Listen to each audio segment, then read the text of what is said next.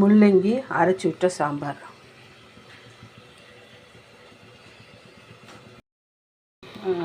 ஒரு கொதி ஆயிடுச்சு, சாம்பார் ரெடி ஆயிடுச்சு. வாங்க நீங்களும் செஞ்சு பார்த்துட்டு லைக் பண்ணுங்கள், கமெண்ட் பண்ணுங்கள், ஷேர் பண்ணுங்கள். ஹலோ ஃப்ரெண்ட்ஸ், இன்றைக்கி நான் முள்ளங்கி சாம்பார் வைக்க போகிறேன். சின்ன வெங்காயம் போட்டு, அதுவும் நம்ம அரைச்சி விட்ட சாம்பார். அதுக்கு தேவையான பொருட்கள்: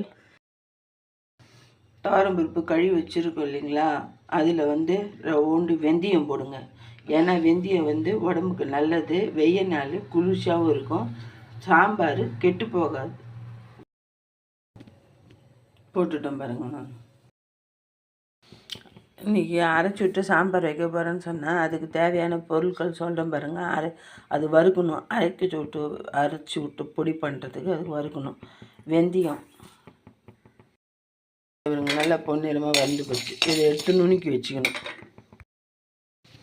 துவரம்பருப்பை கழுவி நல்லா குக்கரில் வச்சுட்டேன். இப்போ மூடி நல்லா குழைய வேக வைக்கணும் துவரம்பருப்பை. இப்போ வெங்காயம் தக்காளி போட்டு வதக்க போகிறேன். வெங்காயம் நல்லா வதங்கிடுச்சு. இப்போ கருவேப்பிலையும் தக்காளியும் போட்டு வதக்குறேன்.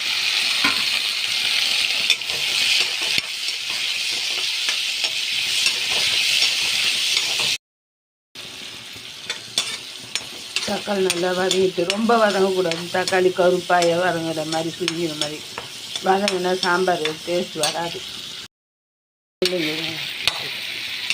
முள்ளங்கி நல்லா வதங்கட்டும்.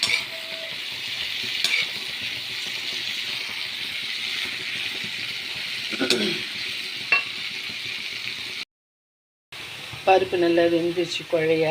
இப்போ மிளகாத்தூள் போட போகிறேன். அதில் உப்பு போட்டிருக்கிறேன். இப்போ புளி தண்ணி ஊற்ற போகிறேன். புளி தண்ணி ஊற்றிட்டேன்.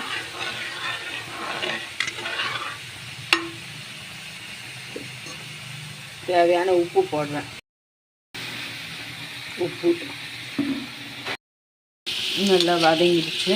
இப்போ எடுத்து அந்த சாம்பார் இதில் கொட்ட போகிறேன். அது பருப்பு தண்ணி, புளி தண்ணி, மிளகாத்தூள் இருக்குது, அதில் இப்போ எல்லாத்தையும்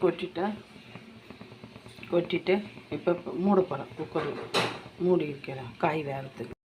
இந்த ஒரு விசில் வந்துடுச்சு, இதை எடுத்துட்டேன். இப்போ சாம்பார் பொடி போட்டுட்டேன்னா